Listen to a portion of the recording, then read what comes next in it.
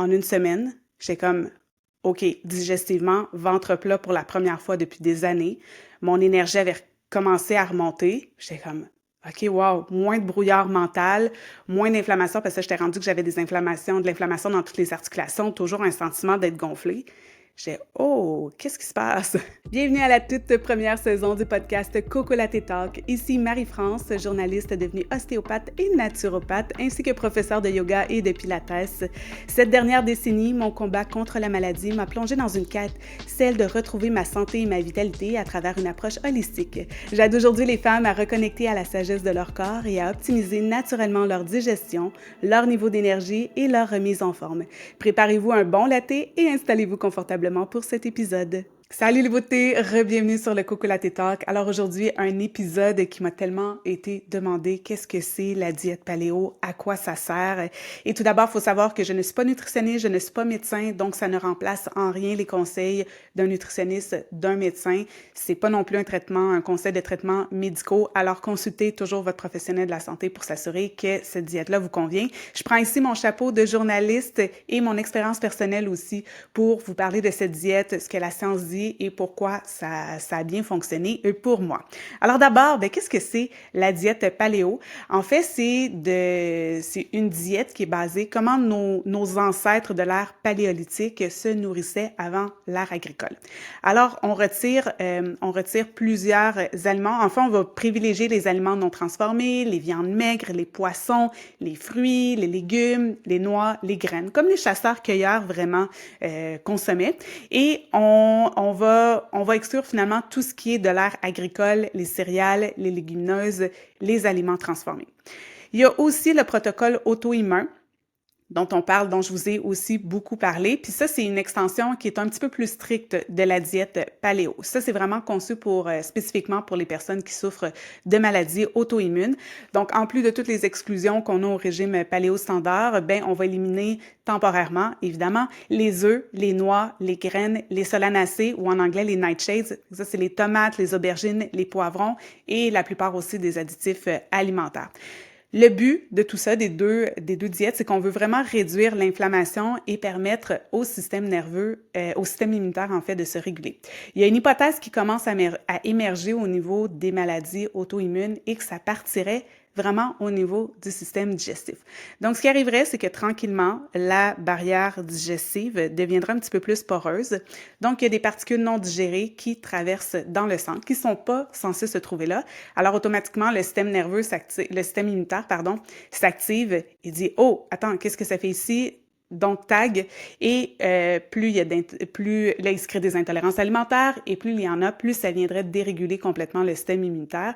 Et je me suis intéressée assez rapidement aux travaux du docteur Datis Karadian, et il donnait l'image, c'est comme un chihuahua avec une mitraillette. Donc, il se met à tirer partout. Donc, le système immunitaire se met à tirer partout, quitte à justement venir attaquer des tissus, ses propres tissus, comme dans mon cas avec la maladie d'Hashimoto, au niveau de la glande thyroïde. Alors, ce protocole-là c'est dans l'idée de venir calmer le système immunitaire pour favoriser une saine réponse immunitaire et calmer les symptômes. Il y a quand même beaucoup d'études qui viennent soutenir cette diète-là. Et en plus de venir réguler, par exemple, les symptômes d'une maladie auto-immune, ça a plusieurs bénéfices. Donc, on parle d'une gestion du poids. Il y a une étude qui a observé vraiment une réduction significative du poids corporel chez des femmes qui suivaient la diète paléo pendant 5 semaines. Il y a une amélioration de la sensibilité à l'insuline. Alors, sensibilité à l'insuline, ça réduit évidemment le risque de maladies métaboliques comme le diabète de type 2. Il y avait aussi une réduction de la graisse hépatique, donc une diminution du gras viscéral au niveau du foie. Fait que ça, c'est vraiment un facteur clé là, dans la santé métabolique. Fait que ça, c'est quelques-uns des bénéfices. Par contre, aussi, avec tant la diète paléo que le protocole auto-immun, c'est sûr que ce sont des diètes restrictives qu'on dit. Donc, ça peut créer des carences nutritionnelles. Il y a l'exclusion des produits laitiers, des céréales, des légumineuses. Alors, ça peut entraîner des carences en calcium, en fibres, puis en certaines vitamines aussi. Il y a une consommation élevée de protéines animales, de viande. Alors, ça peut être associé à un risque accru de maladies cardiovasculaires. Puis, la durabilité à long terme, c'est sûr que ça peut être très difficile de maintenir le régime paléo. Si pour vous, c'est pas un mode de vie, puis ça peut évidemment affecter l'adhésion et les bénéfices à long terme. Alors ça, c'est pour la petite portion scientifique, ce que ça dit. Encore là, je vous encourage vraiment à être bien suivi. Donc, de mon côté, je suis suivie par un médecin depuis des années. J'ai été suivie aussi par une nutritionniste. Et faut savoir aussi qu'il n'y a pas d'études qui soutiennent la diète paléo dans les cas d'intestin irritable. Donc ça, on parle vraiment plus, la littérature soutient plus la diète FODMAP. Et dans mon cas, après avoir été diagnostiquée par un gastro-entérologue avec le syndrome de l'intestin irritable, et j'avais déjà un diagnostic de la maladie d'Hashimoto, on m'a envoyé voir une nutritionniste, on m'a dit va faire la diète FODMAP. Donc, je fais la diète FODMAP, pas de changement. À peine un mini apaisement. Et dès qu'on essayait de réintroduire, ça repartait de fou. Et finalement, c'était toutes les catégories, tout me faisait réagir. Je vous dis, au sommet de ma crise, j'avais 5 aliments dans mon frigo, puis c'était pas ceux qui me faisaient du bien, c'était ceux que je tolérais le mieux, pour vous dire. Et là, la nutritionniste gratte un peu la tête après 2 mois et comme, OK, ben, je vais te renvoyer voir le médecin parce que clairement, tu es dans les personnes qui réagissent pas bien à ça. Alors finalement, fais des recherches, puis je me dis mais il doit y avoir quelque chose, tu sais, ou peut-être que justement c'est pas juste alimentaire, tu sais, il y a quelque chose. Donc j'ai fait des démarches avec un naturopathe qui suivait des formations avec un docteur, Datis Karadzian. Et Datis Karadzian travaille vraiment avec la maladie de Hashimoto. Il a écrit des ouvrages sur le sujet. Si vous avez la maladie de Hashimoto, faut absolument, je vais vous laisser le lien dans la barre d'infos, faut absolument que vous vous intéressiez à son travail. C'est extraordinaire qu'est-ce qu'il fait, puis c'est vraiment lui qui m'a aidé à explorer des choses différentes de ce que la médecine, parce que la médecine conventionnelle, j'ai tout exploré, puis ça me donnait plus de solutions. Alors j'étais, mais là, qu'est-ce que je fais? Je reste comme ça, puis tu sais, les médecins haussaient les épaules, puis ils étaient comme, ben c'est ça la maladie d'Hashimoto, ben c'est ça l'intestin irritable. Je disais, ça se peut pas, ça se peut pas. Tu sais, vous savez, vous me l'avez souvent entendu dire sur le podcast, ça se peut pas que ce soit ça ma vie. Alors, je suis allée explorer du côté holistique, puis lui, il recommandait beaucoup le protocole auto-immun. Fait que je me suis dit, je l'essaie. Je me donne une semaine, max un mois, puis je vais voir comment ça va, puis après ça, j'évaluerai. En une semaine, j'étais comme, OK, digestivement, ventre plat pour la première fois depuis des années. Mon énergie avait commencé à remonter. J'étais comme, OK, wow, moins de brouillard mental, moins d'inflammation, parce que j'étais rendue que j'avais de l'inflammation dans toutes les articulations, toujours un sentiment d'être gonflé. J'étais, oh, qu'est-ce qui se passe?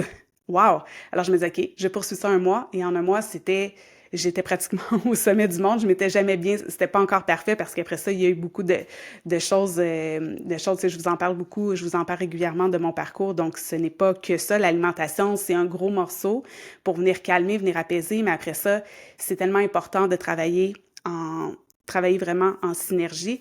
Et comme je vous disais, ben ce qui encourage aussi, tu sais, on parlait de porosité intestinale, ce qui encourage beaucoup la porosité intestinale, c'est un système nerveux dérégulé. Donc, si on est toujours en stress constant, du stress chronique, ça vient altérer la flore intestinale, ça vient altérer tous les processus digestifs. Donc, on doit travailler. L'alimentation va beaucoup aider, mais c'est super important aussi de travailler en régulation du système nerveux. Donc, un mois plus tard, je me dis, OK, mais c'est extraordinaire. Et je me dis, bon, il y avait un protocole du docteur Karadzian qui suggérait, bon, OK, commence à réintroduire tranquillement. Commence à réintroduire. Ah, ça va bien. Des aliments que je pouvais même plus manger, qui étaient dans les catégories FODMAP, tout à coup, tu sais, comme je pouvais plus manger de brocoli, chou-fleur, c'était impossible, du chou-kale, c'est ma mort, de la salade, impossible non plus. Et je me disais, de la laitue, en fait. Et là, j'ai commencé à réintroduire. Fait que je réintroduisais un à la fois, puis j'étais, oh my God, ça va bien. Ah, ça va bien. Alors, je suis devenue un petit peu obsédée avec cette diète. Puis maintenant, je maintiens une diète majoritairement paléo. Là, j'ai pu commencer justement à m'amuser. Fait que oui, des fois, je vais avoir des produits laitiers, mais ce sont des produits laitiers de 1 bio, de 2, ce sont des produits laitiers aussi sans lactose. Les pseudo-céréales, ça va quand même bien, le sarrasin, par exemple.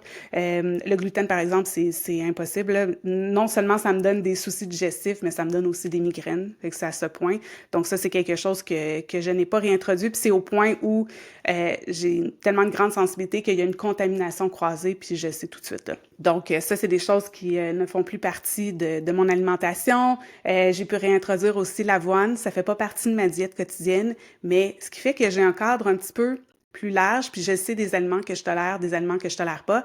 Et aussi, les phases plus stressantes dans ma vie, ben là, je vais être en diète paléo un petit peu plus stricte. Et il y a même des moments de ma vie où j'étais tellement stressée, comme juste avant les fêtes, par exemple. Depuis l'été, j'ai eu 3 lancements en automne. J'ai lancé mon podcast. Mon école d'ostéopathie a presque fermé quand j'en étais à mon projet de recherche. Fait que là, j'étais, OK, comment j'ai mon diplôme? Je suis à la fin de mon parcours. L'école ferme. L'école rouvre. Après ça, ben, embarque dans le projet de recherche. On a quand même des cours à l'école. Il y a quand même des heures de stage restantes, oui. Je me suis séparée aussi à l'automne. Bref, il y avait un build-up, ce qui fait que là, je me suis remise à avoir des symptômes non seulement digestifs, mais des symptômes au niveau de Hashimoto, quand pourtant mes prises de sang avaient commencé à diminuer, mais le médecin était comme, c'est pas encore suffisant au niveau de la glande thyroïde pour qu'on ajuste, mais on va surveiller. Fait que je leur disais, j'ai dit, regardez, c'est normal, là, je vis beaucoup de choses au niveau émotionnel, je vis beaucoup de stress avec la fin de mon parcours, fait que c'est une accumulation. Fait qu'à ce moment-là, je suis revenue dans un cadre un petit peu plus strict, plus protocole auto-immun. Puis en quelques semaines, tranquillement pendant les fêtes, j'ai remonté la pente et là, je suis revenue à une diète un petit peu plus flexible. Donc, j'ai vraiment une approche un petit peu plus méditerranéenne dans mon paléo. Souvent, on a l'impression que paléo, c'est des grosses portions de viande, des gros steaks de brontosaure.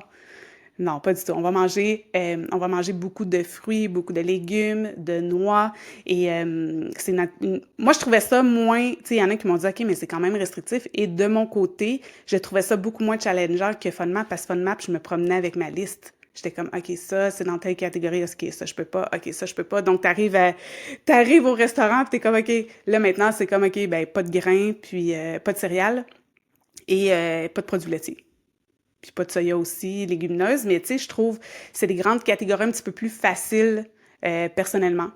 Puis je sais que ça fonctionne bien pour moi, mais après, comme je vous dis, c'est pas nécessairement des diètes pour moi, c'est devenu un mode de vie, mais ça se peut que ce soit une diète que vous essayez un temps parce que justement, vous avez essayé la diète FODMAP, vous n'avez pas réellement eu de solution par rapport à tout ça. Alors, ça peut être une diète qui est le fun à explorer. Moi, je m'amuse encore beaucoup là-dedans. Je vous cacherai pas qu'au niveau des pâtisseries, au niveau des pains, on n'est pas du tout dans les mêmes textures, mais loin de là. C'est un défi, tout ce qui est pâtisserie, tout ce qui est gâteau, puis c'est tellement rendu un running gag aussi parce que maintenant, c'est moi qui amène les desserts dans les soupers. C'est comme, ah, Marie, elle va nous faire un super bon dessert paléo, pas de problème, on se casse pas la tête.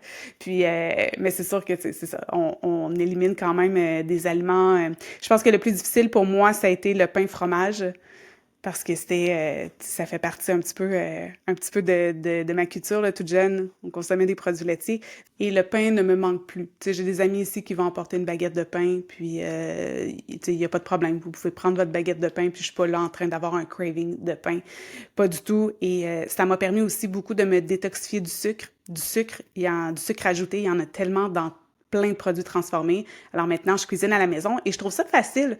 Tu sais, tu vas te faire, par exemple, un pavé de poisson avec plein de légumes. Tu peux juste jazzer un petit peu ta sauce, ta vinaigrette, puis c'est super facile à faire. Donc, tu sais, de la meal prep aussi, tu te fais comme une batch de légumes pour plusieurs jours avec des portions de viande. Donc, pour moi, je trouve ça assez facile à tenir. Puis, c'est vraiment, comme je vous dis, c'est la diète avec laquelle j'ai eu les plus beaux résultats. Alors voilà, c'est un peu mon résumé de ce qu'est la diète paléo. J'espère que ça vous donne quelques pistes à explorer. Je vous ai aussi concocté un petit e-book à télécharger où ça vous rappelle les grandes lignes autant de la diète paléo que du protocole auto-immun avec quelques suggestions de menus. Je vous encourage vraiment, si vous essayez la diète, de vous assurer d'être suivi par votre médecin. De mon côté, aucune carence nutritionnelle, ça va super bien de faire affaire aussi avec une nutritionniste. Et évidemment, pour vous assurer justement que vous faites le tout bien, que vous manquez de rien, parce qu'on ne veut pas nuire, toujours le principe est de ne pas nuire. Alors sur ça, on se retrouve la semaine prochaine pour un autre épisode. Je ne suis pas médecin, je ne propose donc pas de diagnostic ou de plan de traitement. Je ne corrige pas non plus de déficiences de la santé. Les informations contenues dans ce podcast sont uniquement à visée éducative. Consultez toujours d'abord votre médecin pour toute question relative à votre santé.